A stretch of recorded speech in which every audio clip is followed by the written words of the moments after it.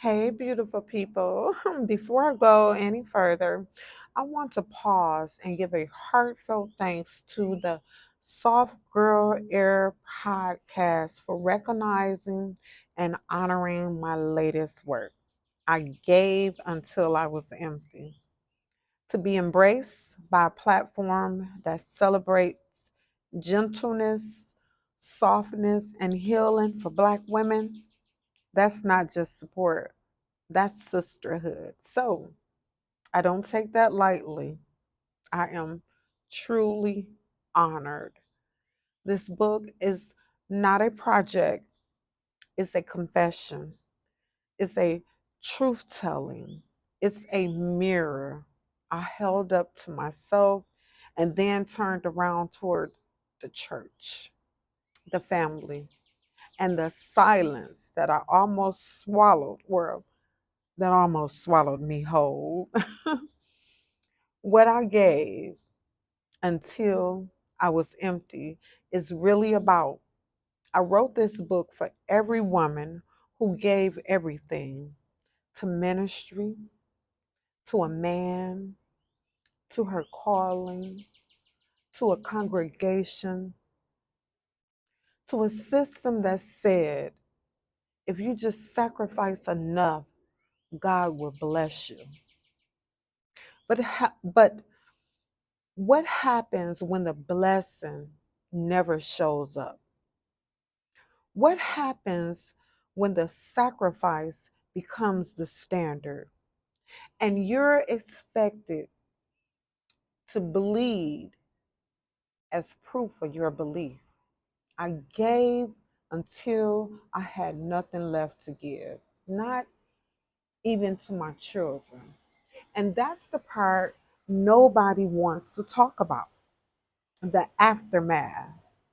When empty parents raise angry kids. Let's talk about it. Yes, I tithe. Yes, I sowed seeds.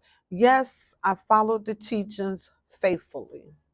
But while I was feeding the church, my babies were watching me starve spiritually, emotionally, and sometimes literally. You think children don't notice? Oh, they notice. They see the lights off. They see the empty fridge. They see the envelopes in the offering plate with the last of the rent inside. They see the loyalty that robbed them of safety, and they remember. That's why some children grow up bitter, and not at their parents, but at God, because they confuse our religious performance with His divine nature. They say, if that's what trusting God looks like, I don't want it. If He let my mama give everything and get nothing, why should I pray to Him? This is trauma. This is betrayal. And it's not just emotional, it's generational. So when I say this book is a healing tool, I mean it, because it's not just for the mothers, it's for the sons who stopped believing, it's for the daughters who inherited the guilt, it's for the cycle breakers who are ready to give from overflow, not depletion. What healing looks like now, I gave until I was empty. It's not about shame, it's about revelation.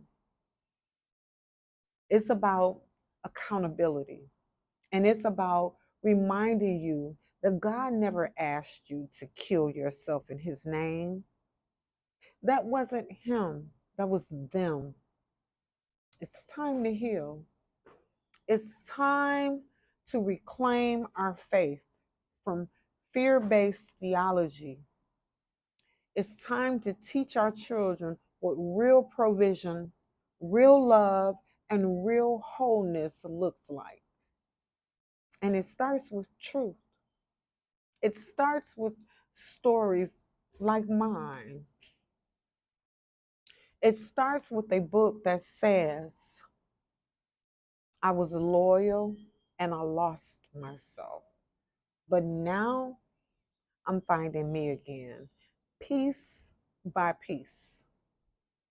Special thanks again to the Soft Girl Era podcast. Thank you for giving this message room to breathe, for recognizing my truth and amplifying it with love, for being a part of the healing we all need. Glory to God. Listen to the full episode. I'll have their link in the description. Again, thanks, Soft Girl Air. Um, I'll also have the link to the latest book, my second. I gave until I was empty. This is where I journaled it. Both are available now on Amazon. I'll share the links in the comments. Also, my link tree, you can connect through there to find all of the projects that I'm currently on. I am so excited. To God be the glory for my story. To God be the glory for my story.